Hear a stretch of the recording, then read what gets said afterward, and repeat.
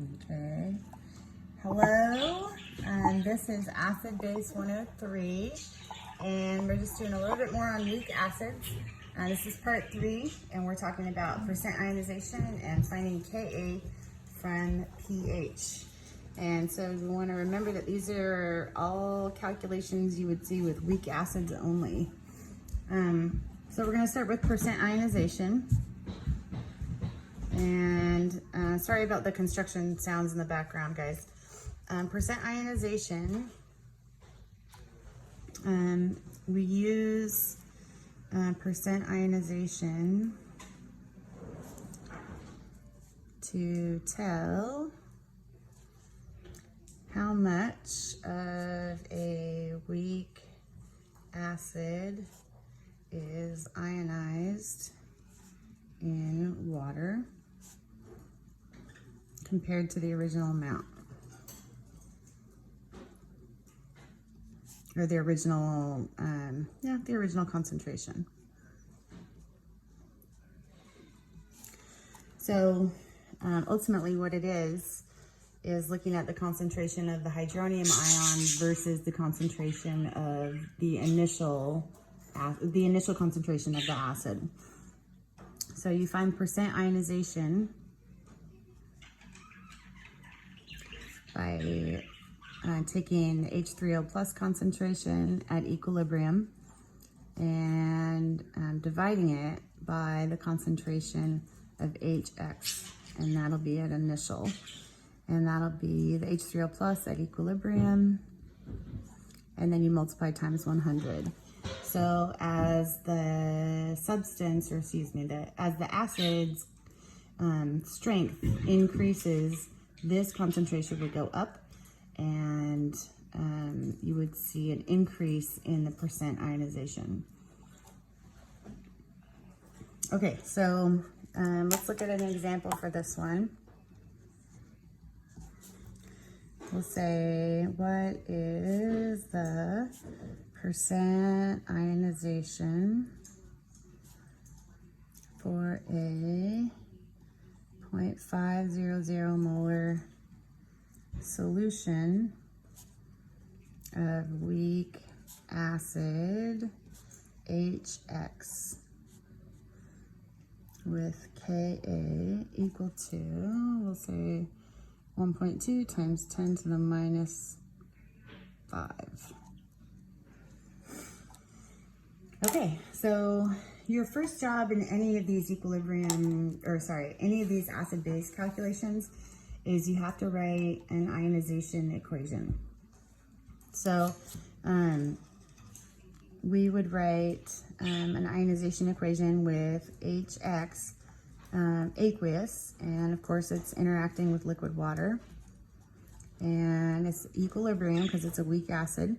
So we'd have H3O plus aqueous plus X -1 aqueous. So that's just kind of a generalized equilibrium for weak acid HX. And we are going to use an ice table here, and we know the concentration, the initial concentration is 0.500 molar. We get the I don't care line near the water. These guys all start at 0. We're going to subtract X here. We're going to gain X here. Okay, and we're going to estimate X out. And we're going to justify that by saying Ka is small, therefore X is small. Therefore, 0.500 minus X is approximately equal to 0.500. My ring stands in the way there, sorry. Okay, so we can come up with this expression. X squared over the 0.500 is equal to the Ka. So X squared over 0.500 is equal to the 1.2 times 10 to the minus 5. So 1.2 second e -5 times 0.5. So I'm going to multiply here and then take the square root. And I get X equals 0.00245 molar. And that's going to be the concentration of the H3O plus at equilibrium and of the X minus 1, so the anion at equilibrium. So if we know this is 0.00245, we can find the percent ionization by going the concentration of the H3O plus, which is 0.00245, and dividing by the initial concentration, which was 0.500, times 100. So 0.00245 divided by 0.5 times 100, and we get it's only 0.49% ionized. Sorry, that looks kind of weird. So it's only 0.49% ionized, so not even a whole percent is ionized in that case. So a very weak acid. And you want to remember, as percent ionization goes down, it's a weaker acid. Okay, put that on the screen. All right, and then the second thing that I want to talk about is finding Ka from the pH. So finding Ka from the pH. And with this, you want to remember